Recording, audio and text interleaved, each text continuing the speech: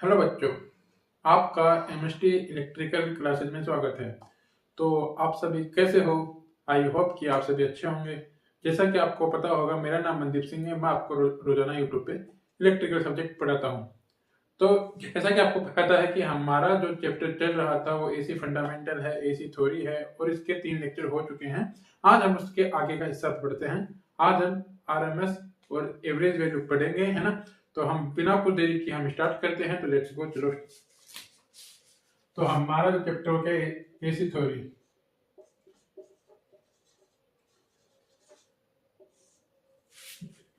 आज हम पढ़ेंगे, क्या पढ़ेंगे? औसत मान। औसत मान,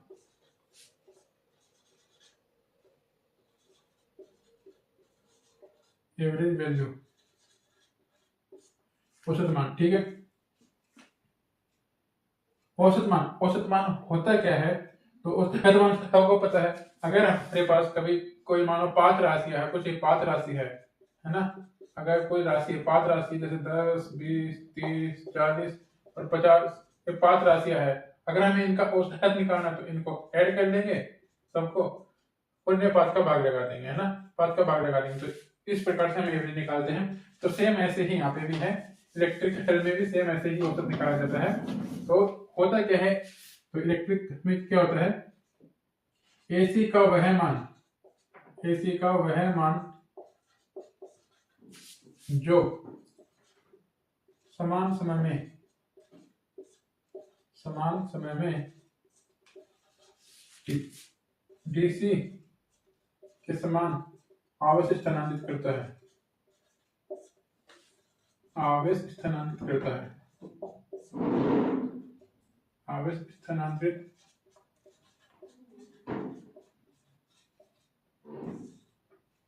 स्थानांतरित करता है। क्या बोल रहा है? एसी का वह मान जो समान समय में डीसी के समान आवेश स्थानांतरित करता है, वो क्या होता है? औसत मान कहलाता है, एवरेज वैल्यू कहलाता है, एवरेज वैल्यू कहलाता है। तो ये तो है इसकी डेफिनेशन, लेकिन एग्जाम में डेफिनेशन कोई नहीं पूछता, है ना। इससे रिलेटेड या तो बिल्कुल रहेंगे या फॉर्मूला रहेगा इसका, है ना। एवरेज मान को डीसी मान भी कहा जाता है। क्या है? इसको डीसी मान भी कहा जाता है, डीसी मान भी कहा जाता है, डीसी मान भी कहा जाता है। एवरेज मान को डीसी मान भी कहा जाता है। ठीक है ना। तो ये होता क्या है? देखो, पहले तो हमारी जो इक्वेशन होती है ना, जो इक्वेशन होती है, जो समीकरण होता है, वो क्या होता है? आई बराबर I am sine omega T. ये क्या है? ये एक इक्वेशन होती है। अपनी जो एसी वेव होती है उसकी इक्वेशन ये होती है, स्टेप से होती है। अगर हमें इसका औसत मान निकालना है तो इसका देखो, एक तो क्या है कि हम औसत मान निकालेंगे, जैसे आई एवरेज निकालना है, वो कैसे निकालेंगे? तो हम निकालेंगे 1/t। टी का मतलब क्या? टोटल संख्या कि टोटल नंबर कितने। 1/t integration I dot D T. एक तो ये फॉर्मूला है, ये है समाकलन। इसको क्या बोलते हैं? समाकलन, इंटीग्रेशन। क्या है? एक तो ये आई एवरेज बराबर 1/t integration I dot D T. एक तो ये फॉर्मूला है। एक दूसरा हम बोल सकते हैं आई एवरेज बराबर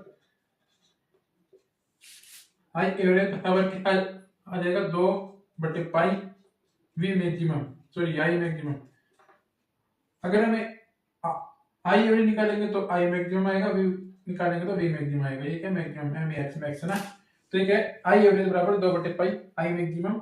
जब इसको ही सॉल्व करते 2 में पाई का भाग देते हैं तो 0.637 आ जाएगा आई मैक्सिमम।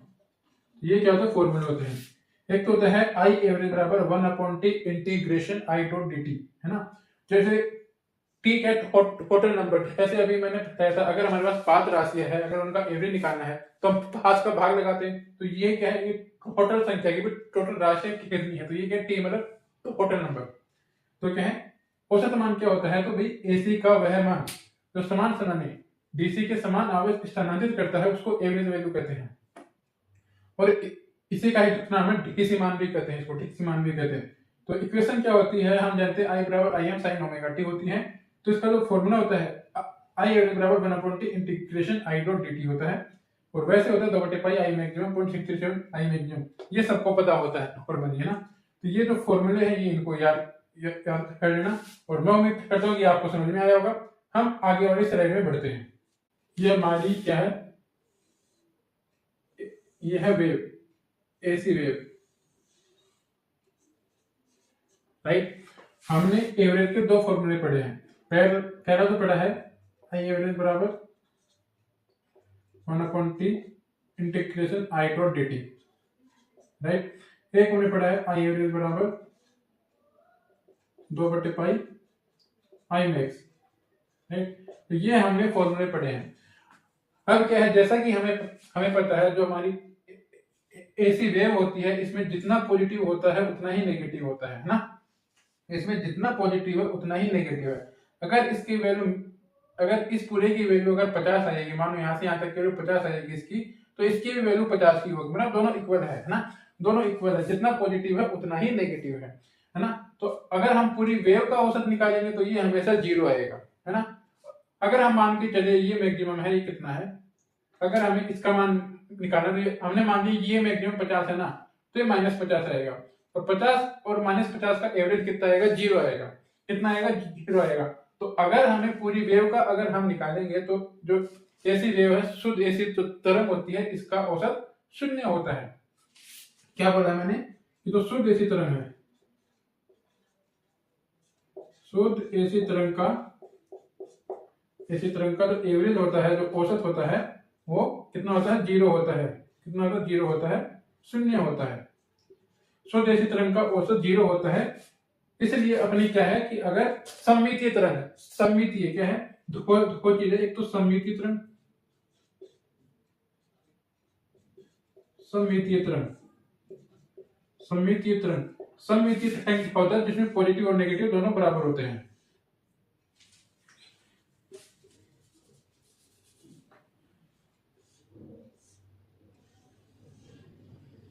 जिसमें पॉजिटिव नेगेटिव दोनों बराबर होते हैं, वो होती है सममितीय तरंग। तो सममितीय तरंग होता है ना, तब तो हम जो अपनी हाफ साइकिल है, अर्ध चक्कर का ही औसत निकालते हैं। क्या है, अर्ध चक्कर हाफ साइकिल का ही हम क्या निकालते हैं, एवरेज निकालते हैं। हाफ साइकिल का एवरेज ज्ञात किया जाता है। अगर हमारी तरंग सममितीय है तो हम केवल हाफ साइकिल अर्ध चक्कर का ही एवरेज निकालते हैं, क्योंकि हम जानते हैं पूरी तरंग का एवरेज 0 होता है। इस वजह से हम आधी तरंग का ही एवरेज निकाला जाता है। ठीक है। दूसरी कंडीशन है, अगर तरंग सममितीय नहीं है, अगर तरंग असममितीय है,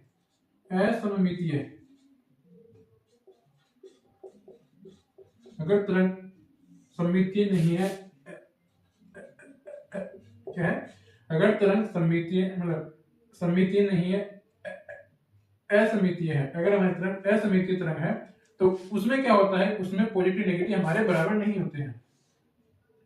फॉर एग्जांपल, ये तो ऐसे हो जाएगा, इसे कुछ भी रैंडमली कुछ भी हो सकता है, जिसमें पॉजिटिव नेगेटिव बराबर नहीं होंगे, बस इतना है। इसमें पॉजिटिव नेगेटिव दोनों बराबर नहीं होंगे। तो इसमें क्या रहता है, पूर्ण चक्कर का, इसमें पूर्ण चक्कर क्या है, कंप्लीट साइकिल का, फुल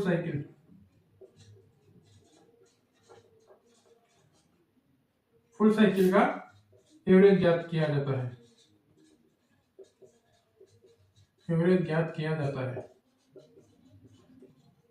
मैंने क्या बोला है कि हमने बोला है कि अगर शुद्ध एसी तरंग है ना, जिसमें पॉजिटिव नेगेटिव बराबर है, तो उसका एवरेज 0 होता है।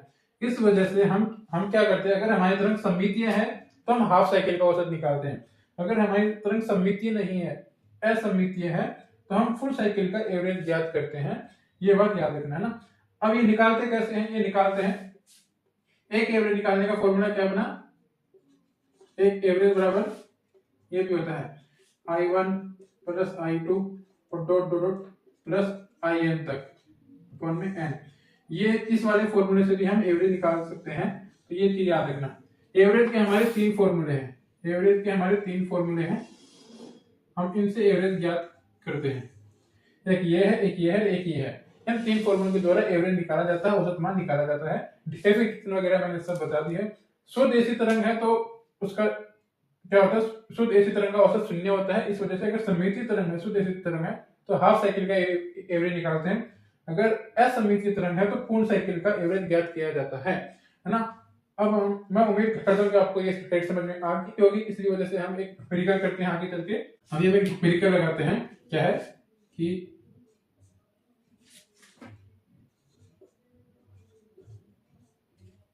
यदि कोई तरंग, यदि कोई ऐसी तरंग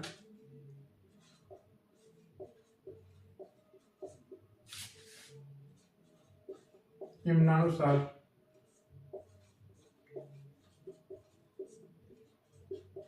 है तो एवरेज मान ज्ञात करें। अगर मान लो कोई हमारे पास वेव है, उसने बोला कि भाई 0 है, 2 है, 4 है, 6 है, फिर 4 है, फिर 2 है, फिर 0 है, फिर -2 है, -4 है, -6 है और -4 है, -2 है। तो ये एक वेव है अपनी। ये क्या है, एक वेव है ना। तो ये वेव है कैसे, अगर हम इसको बनाएंगे तो कैसी बनेगी हमारी। इसने बोला कि पहले इसका मान 2 है, 2 मान लिया हमने, यहाँ है, ये है। फिर 4 बोल दिया मान लो, ये है। 6 बोल दिया मान लो, ये बन जाएगा। फिर 4 ये, फिर ये, फिर ये। तो ये अपनी इस टाइप की है, 2 4 6 4, फिर 2, फिर 0, फिर ये माइनस में आ जाएगी, फिर माइनस में आ जाएगी। इस टाइप से चलती रहेगी, है ना। तो ये इस टाइप की वेव है। तो इसमें क्या है, ये हमारी कैसी वेव है, ये हमारी सममितीय तरंग है, क्योंकि इसमें पॉजिटिव नेगेटिव दोनों सेम है। जैसी वेव ऊपर है सेम, वैसी ही वेव नीचे है, दोनों की दोनों सेम है। तो इस वजह से ये कैसे सममितीय तरंग। और सममितीय का हम हाफ साइकिल का ही औसत निकालते हैं। तो इसका क्या है, हाफ साइकिल, आधी साइकिल का ही औसत निकालेंगे इसका।